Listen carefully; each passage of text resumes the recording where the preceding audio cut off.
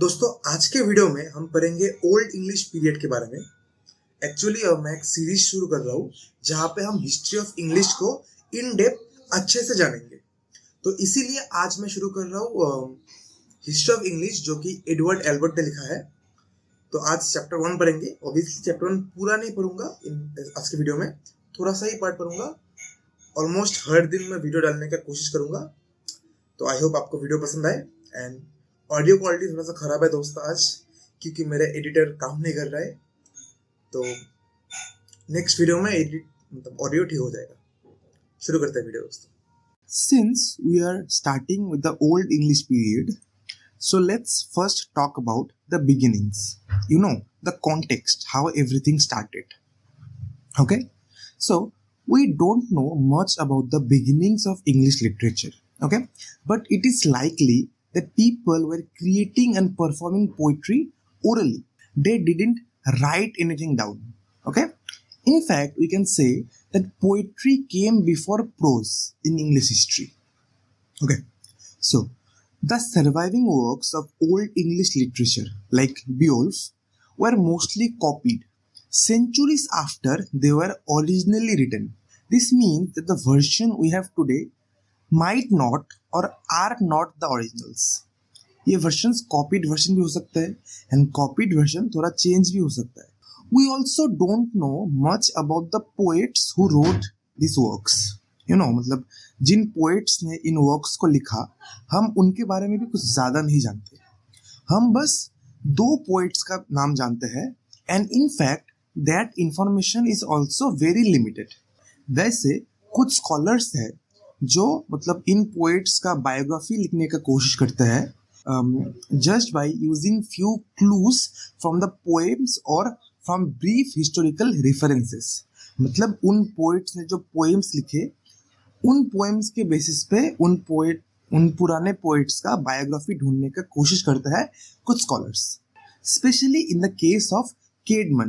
केडमन आप अगर आप नहीं जानते तो केडमन है one of the earliest named English poets.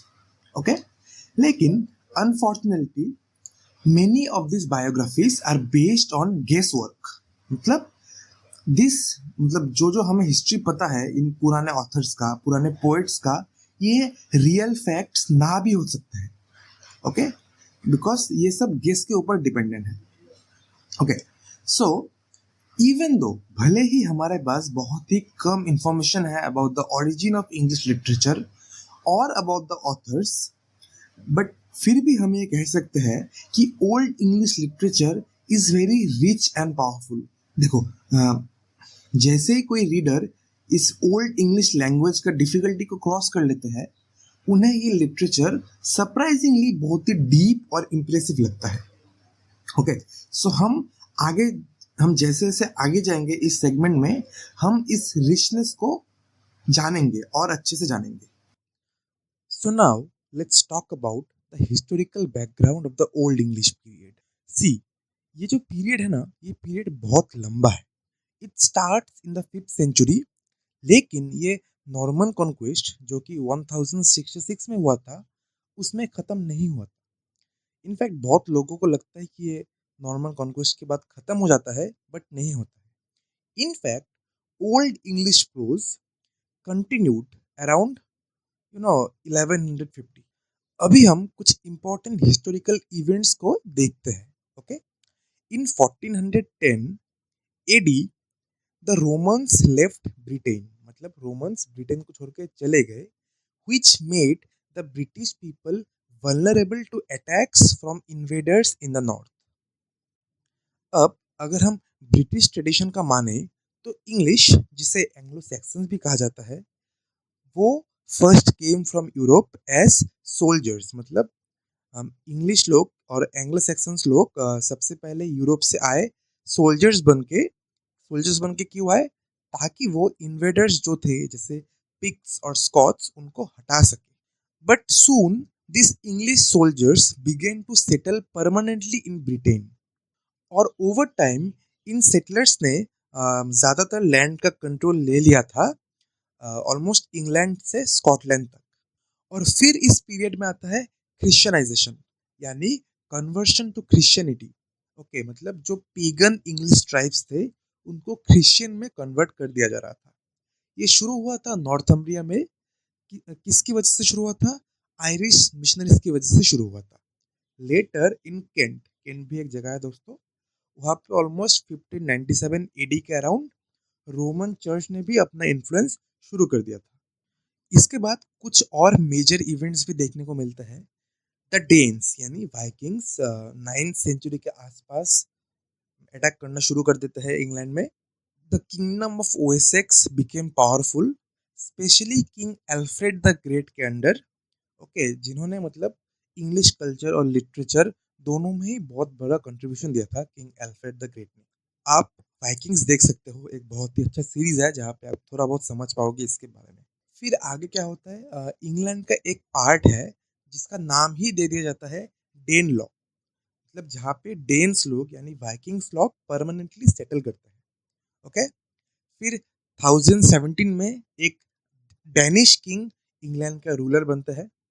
तो हम देख पाते हैं कि देखो 1066 जब नॉर्मन रूल स्टार्ट हुआ था इंग्लैंड में, इससे पहले ही Norman influence already royal court तक आ चुका था।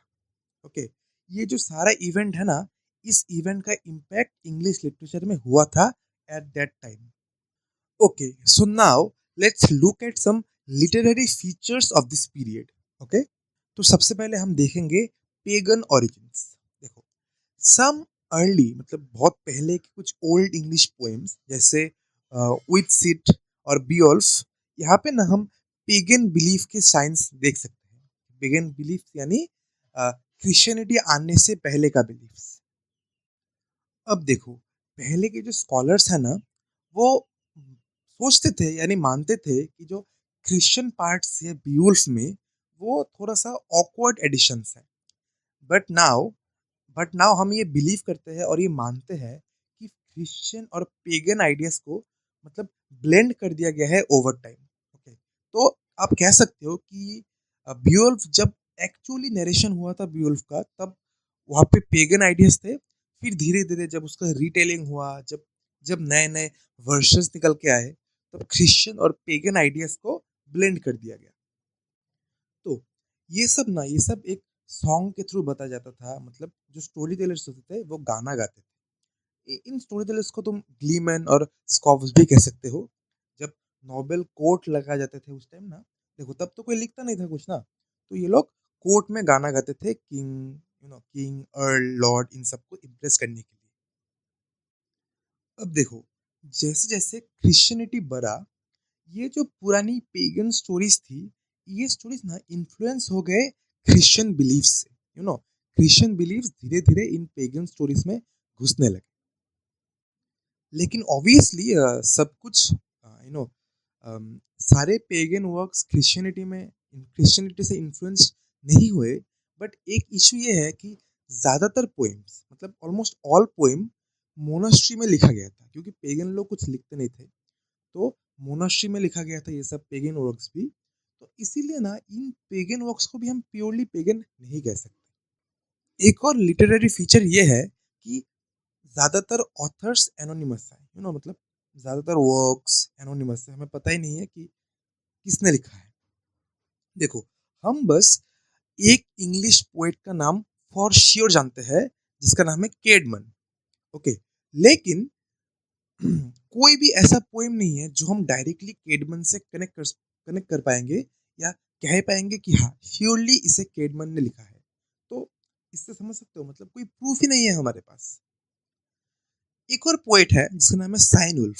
ठीक है, उसने 4 पोएम्स को साइन किया था, इसीलिए हमें उसका नाम पता है, बट हम फिर भी श्योर नहीं है कि उसने लिखा है कि नहीं लिखा है। तो इसीलिए हम बस 2 पोएट का नाम जानते हैं, एक है केडमन और एक है साइन उल्फ। इसके अलावा और जो बाकी पोएट्स है वो सब एनोनिमस है। जो प्रोज है ना दोस्तों, मतलब नॉन पोएटिक राइटिंग प्रोज, वो बाद में आया। ओके, क्योंकि मतलब प्रोज को ना ज्यादातर प्रैक्टिकल पर्पसेस के लिए यूज किया जाता है, यानी मतलब रिलीजन के बारे में लिखने के लिए या हिस्ट्री के बारे में लिखने के लिए। और मतलब हमारे लिए इजी होता है ये जानना है कि ये प्रोज किसने लिखा है। देखो, और एक लिटरेरी फीचर है द इमिटेटिव क्वालिटी। ज़्यादातर जो इंग्लिश प्रोज है या कुछ पोइट्री है, ये ना, ये ज़्यादातर ट्रांसलेशन है या फिर एडेप्टेशन है। किस चीज़ का एडेप्टेशन है, लैटिन टेक्स्ट का एडेप्टेशन है। ज़्यादातर जो लैटिन टेक्स्ट जो कि ट्रांसलेटेड हुए थे, वो थे the Bible, lives of cents और प्रैक्टिकल बुक। ठीक है, तो ज़्यादातर ट्रांसलेशन मतलब क्लोज टू ओरिजिनल्स ही है। मतलब सोचो लैटिन में लिखा हुआ है, उसे ही बस वर्ड टू वर्ड या मीनिंग टू मीनिंग ट्रांसलेट करके किसी और लैंग्वेज में लिख, ओल्ड इंग्लिश लैंग्वेज में लिख दिया गया है। तो इसीलिए हम देख पाते हैं कि इन वर्क्स में ज़्यादा क्रिएटिविटी नहीं है। बट कुछ कुछ ट्रांसलेशन ऐसे भी थे जो मतलब थोड़ा सा एक्सपांडेड है, थोड़ा सा उसमें कमेंट्री भी है, और इनफैक्ट उससे रीराइट किया गया है थोड़ा सा क्रिएटिव तरीके से। तो इसीलिए उनका लिटरेरी वैल्यू है। अभी देखो, फोर्थ जो लिटरेरी फीचर है वो है द मैन्युस्क्रिप्ट्स। देखो, तुम्हें समझना पड़ेगा कि English poet old English poetry का सिर्फ एक स्मॉल पार्ट बचा हुआ है। ठीक है, बट ज्यादातर ना वो बस उस समय का यानी यानी ओल्ड इंग्लिश पीरियड का बस स्टाइल ही रिप्रेजेंट करता है। तो ज्यादातर पोएम्स चार तरह के मैन्युस्क्रिप्ट से आते हैं, जो कि बहुत ज्यादा ओल्ड है और यूनिक है। देखो, पहला है हमारा बियोल्फ मैन्युस्क्रिप्ट, जहाँ पे हमें बियोल्फ के बारे में पता चलता है और जूडिथ के बारे में पता चलता है। इसे लिखा गया था अराउंड 1000 एडी के आसपास। फिर है जूनियस मैन्युस्क्रिप्ट। हाँ, इसमें मतलब केडमोनियन पोएम्स के बारे में बताया गया है। केडमोनियन पोएम्स के बारे में मैं तुमको आगे बताऊंगा। इसे पहली बार जूनियस ने प्रिंट किया था 1655 में दोस्तों, इसीलिए इसे जूनियस मैन्युस्क्रिप्ट कहा जाता है। फिर है एग्जिटर बुक। यहाँ पे साइन उल्फ का दो साइन पोएम्स है। और फिर आता है वर्सिली बुक, जहाँ पे साइन उल्फ का दो साइन पोएम्स है, एंड ऑल्सो एंड्रियस है and the Dream of the Rood है। दोस्तों, मैं आपको एक चीज बताना चाहूंगा कि जो भी मैं बता रहा हूँ, जो भी सोर्सेस मेरा है, वो है एडवर्ड एल्बर्ट का हिस्ट्री ऑफ इंग्लिश। आप अगर चाहो तो उसे भी रिफर कर सकते हो, क्योंकि सेम ही कंटेंट है, मैं बस उसी को समझा के आपको बता रहा हूँ।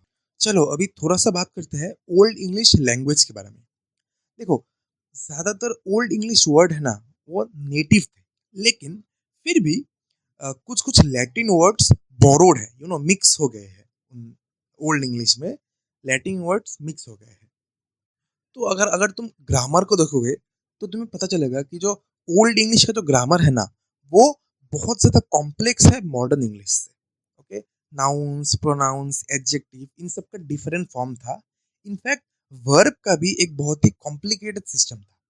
ओके, अभी अगर हम बात करेंगे डायलेक्ट के बारे में, तो जनरली ओल्ड इंग्लिश में चार मेन डायलेक्ट डायलेक्ट थे। एक थे नॉर्थम्ब्रियन, एक थे मर्सियन, एक थे केंटिश, और एक था वेस्ट सेक्सन। ठीक है, ये जो वेस्ट सेक्सन है ना, ये मतलब ये था किंग एल्फ्रेड का लैंग्वेज। और यही मतलब स्टैंडर्ड रिटन डायलेक्ट बन गया, क्योंकि ओएसएक्स एक बहुत ही पॉलिटिकली पावरफुल एरिया बन चुका था। तो ज्यादातर जो सर्वाइविंग ओल्ड इंग्लिश टेक्स्ट है हमारे पास, वो ज्यादातर वेस्ट सेक्शन में ही लिखा गया था। ओके, तो हम आज का वीडियो यहीं पे खत्म करते हैं। थोड़ा सा लंबा गया है, मुझे लगा था कि मैं इसे थोड़ा सा और शॉर्ट रखूंगा। ठीक है, कोई बात नहीं। नेक्स्ट वीडियो में हम बात करेंगे old English poetry, old English pros के बारे में, और फिर हम चलेंगे सेकेंड में, मतलब सेकेंड चैप्टर में।